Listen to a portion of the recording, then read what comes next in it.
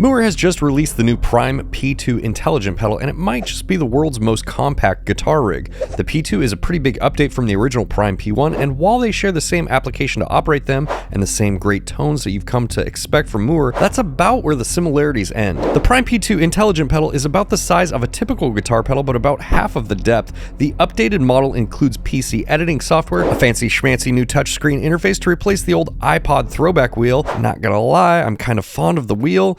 TRRS support for headphone/microphone setups for live streaming, third-party impulse response support, as well as support for GNR and GIR files from Mooer using the proprietary MNRS technology. If you aren't familiar with that, I have a video on it I will link in the description. We also have support for stereo effects out now through this single TRS output, stereo Bluetooth in for jamming to your favorite tracks, and this little guy can be controlled via MIDI with the included MIDI to Type A adapter. So with the Prime P2 intelligent pedal being so small and so powerful, I wanted to put it to the test as a flight rig. I think small units like this paired with a pedal type power amp are such versatile units, and the compactness or compactability of them make it perfect for that application.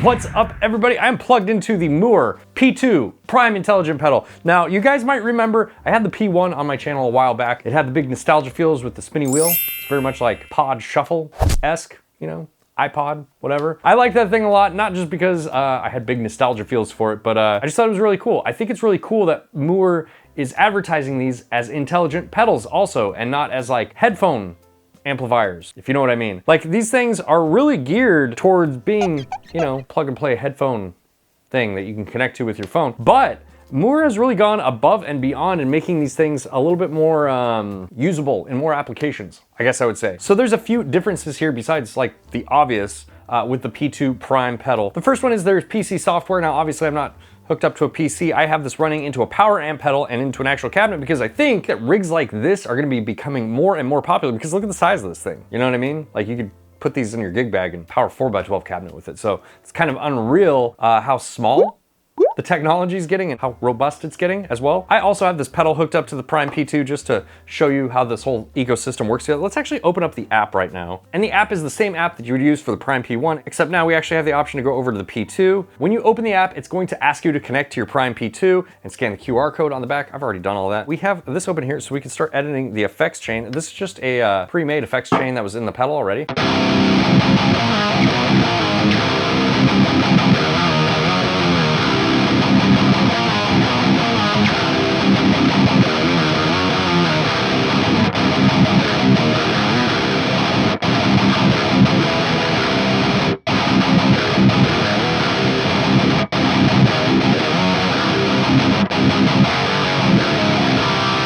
And the Mooer stuff all sounds really good. Like, there's no surprises there. Everything that I've ever had on this channel from Mooer, all the way from like way back in the day with the preamp pedals, they all sound really, really great. Where I think that something like this shines, again, is in its portability, its functionality, and just like its rigability, I guess. I'm gonna make up that word, like its ability to transform it into a rig, like fly rig.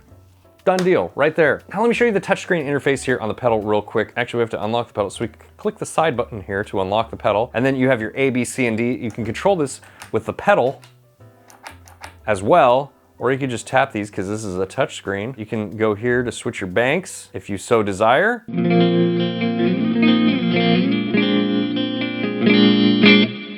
And then if we swipe this down here, we have like our settings, I guess I would say. Like, you have your volume here, you have a tuner.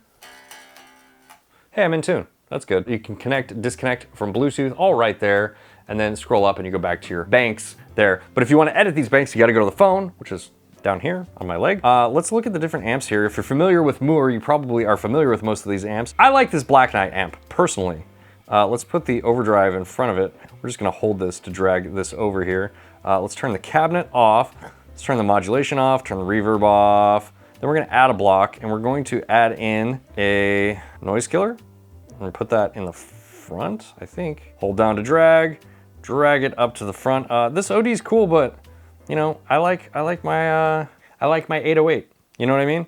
We have this set up for boost mode here. We have our noise killer set. We have the amp more or less set. Let's hear what that sounds like.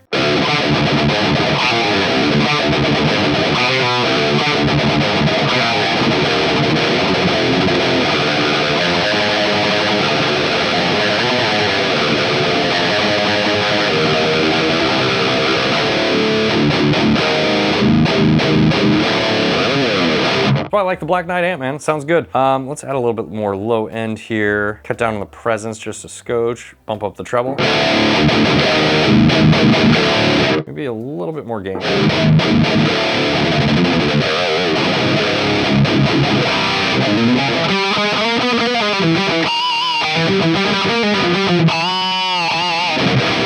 And then we can also add in, you know, effects if we want to. So like, let's add in some delay. We'll go with the tape delay. We're gonna drag that over.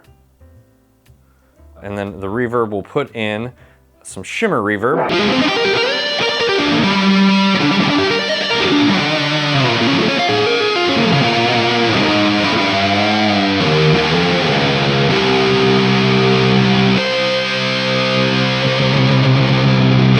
The effects are really good, and if I don't look surprised, it's because I'm not.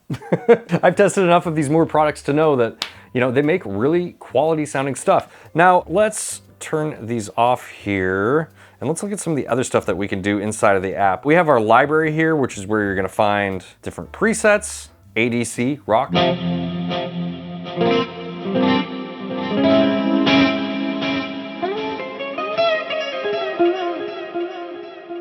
I don't know what this is, but it sounds kind of cool. Come as? I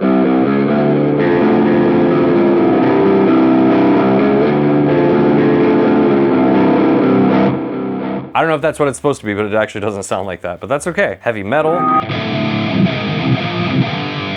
That probably has a cab on it. That's why it sounds weird. We have a mixer as well. Now, if you look at the mixer, you have vocal, Bluetooth, USB instrument. I can't demonstrate the Bluetooth because I'm using my phone and the screen recording on it right now to show you the app. Basically, what you could do is you can actually stream music to the thing, like if you had headphones on. You could play on your Prime P2, you know, and stream from Spotify or whatever. And you would have volumes here so that you can adjust the levels. Yeah.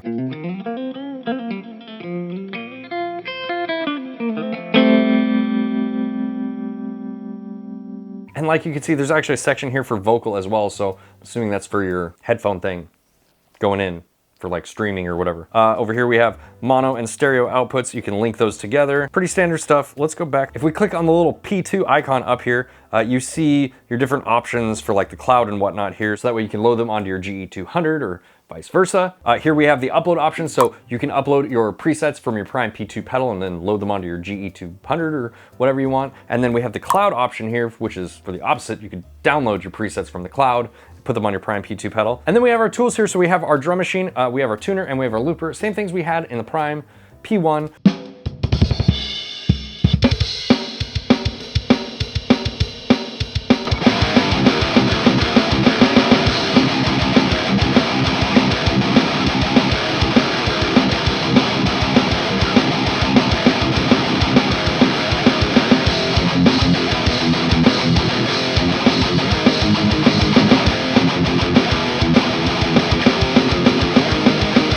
So, if you want to play to a drum machine, have a built-in drum machine. And we can go onto the cloud here and we can download official MNRS files. So let's actually go to the official, go to MNRS, and look, we have a Satan DS1, Randall Satan. All right, let's try it. Let's see what else we have. Ooh, Driftwood Purple Nightmare, Distortion 2, let's try that too. So if you're not happy with the selection of amps that Mooer gives you, which I think is already a really good selection, you can download the MNRS files here, and they also have GIR files. The GNR amplifiers are like amplifiers and whatnot, and the GIR files are like impulse response files, so that's what that's about. Okay, so now we can go into our amp block here. So now we have some GNR files down here. Oh, hey, look, the power amp pedal changed. How'd that happen? I actually blew up my power amp when I switched over to those MNRS files. So I was sitting here troubleshooting for a while trying to figure out what was going on. Scan the QR code again. It was weird. But I figured it out now. This is the Driftwood Purple Nightmare.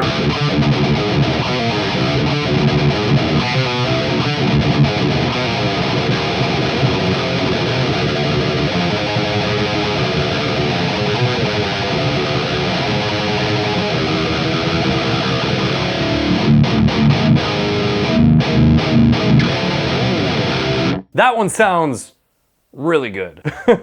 Like, it's crazy to me that those sounds are coming out of that little tiny pedal there. But let's go last one here, the Savage C4, channel 4. And this one is actually much quieter.